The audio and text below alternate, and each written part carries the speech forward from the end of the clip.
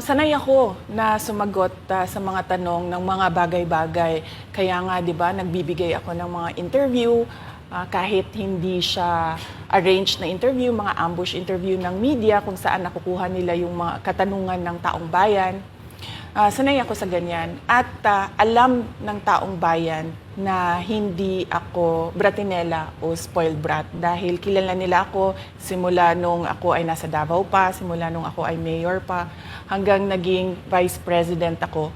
Testigo ko ang buong bayan na hindi ako isang spoiled brat. Sa palagay ko, hindi lang sanay ang iilan na mga miyembro ng House of Representatives na hindi nila makuha yung gusto nila at gusto nilang marinig na sagot. At hindi sanay yung mga iilan na mga representatives natin na sinasagot sila sa kanilang mga patutsada.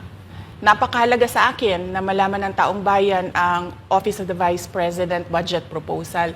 Kaya nga bago kami pumunta sa Senate, bago kami pumunta sa House, ay pinublish namin yung budget proposal namin sa aming website, sa Office of the Vice President, sa social media platforms namin.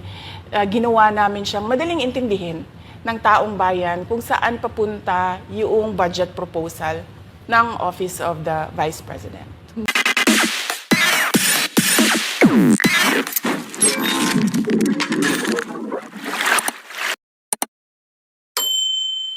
Magandang araw po, Madam Vice President. Una sa lahat, nagpapasalamat po kami sa pagkakataon na binigyan niyo po sa amin at makapagtanong po sa inyo. Pero bago po ang lahat, ma'am, ano po ba ang dahilan at nabigyan niyo po kami ng pagkakataon na magpa-unlock po kayo ng interview? Maraming salamat sa pagkakataon na ibinigay sa akin ngayong araw na ito. Nagpa-interview ako dahil gusto ko na malaman ng taong bayan at ma-explain sa taong bayan kung bakit hindi ako sumasagot sa question and answer sa budget hearing ng Office of the Vice President para sa budget proposal namin 2025.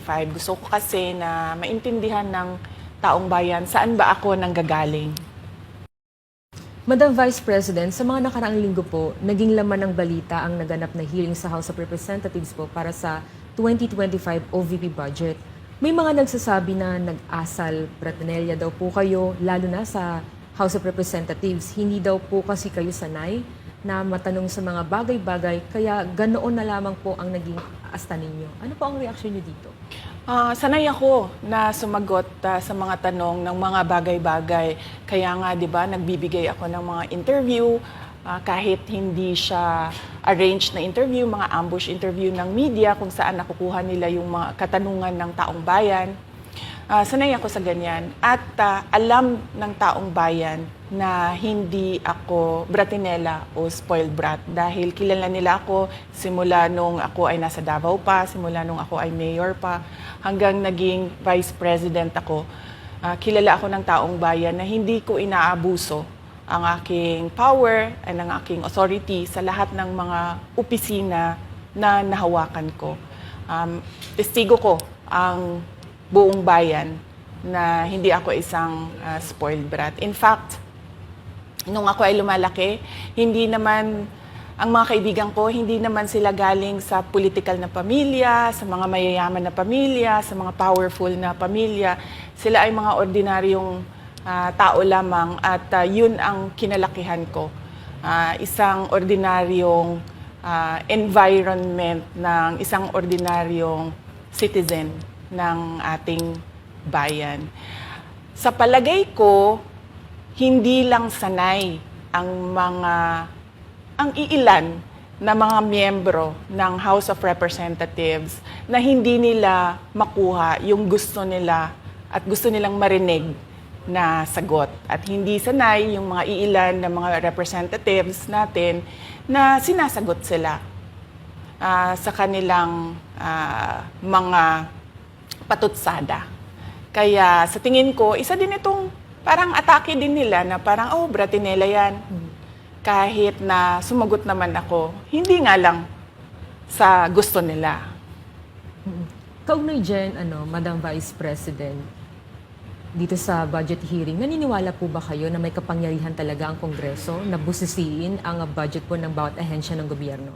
Siyempre, oo, nakalagay yan sa ating saligang batas na ang Kongreso natin ang merong power of the purse. Kaya nga, 'di ba, merong mga budget hearings at merong pagpasa ng budget mula sa House of Representatives at sa Senado natin, sa Kongreso natin. Kinikilala natin 'yan. Kaya nga, 'di ba, pumunta tayo doon sa Senate hearing, pumunta tayo doon sa House of Representatives na hearing dahil nagpresenta tayo ng budget. Ang ginawa ko lang ay sinabi ko, i-forgo namin yung question and answer na parte ng budget hearing. Pero kaugnay po dyan, Madam Vice President, hindi po ba dapat malaman din ng taong bayan para saan po ang pondo ng OVP? At saan po gagamitin itong panukala po for 2025? Yes, napakahalaga sa akin na malaman ng taong bayan ang Office of the Vice President budget proposal. Kaya nga bago kami pumunta sa Senate, bago kami pumunta sa House, ay pinublish namin yung budget proposal namin sa aming website, sa Office of the Vice President, sa social media platforms namin. Ginawa namin siyang madaling intindihin ng taong bayan kung saan papunta yung budget proposal ng Office of the Vice President. Ma'am, going back dun po kaninang sinabi nyo na yung ilang beses nyo pong sagot sa mga kongresista that you will forgo the opportunity to defend the 2025 budget proposal of the OVP and will defer to the wisdom of the Congress, bakit tila daw po iniiwasan ninyo? Parang ganun po yung lumalabas daw. Oo. Kasi sinasabi ko pa ulit-ulit yon na sinasabit namin sa Congress ang budget ng Office of the Vice President at iniiwan namin sa Kongreso ang desisyon kung ano ang gagawin nila para sa Office of the Vice President. Kaya fino-forgo na namin yung question and answer. Unang-una dahil nakikita namin na ginagamit siya ng ibang mga miyembro, iilan na mga miyembro ng Kongreso para umatake sa akin dahil hindi kami magkasama sa politika. At pangalawa, kasi ang budget ng Pilipinas ay hawak lang ng 2 tao.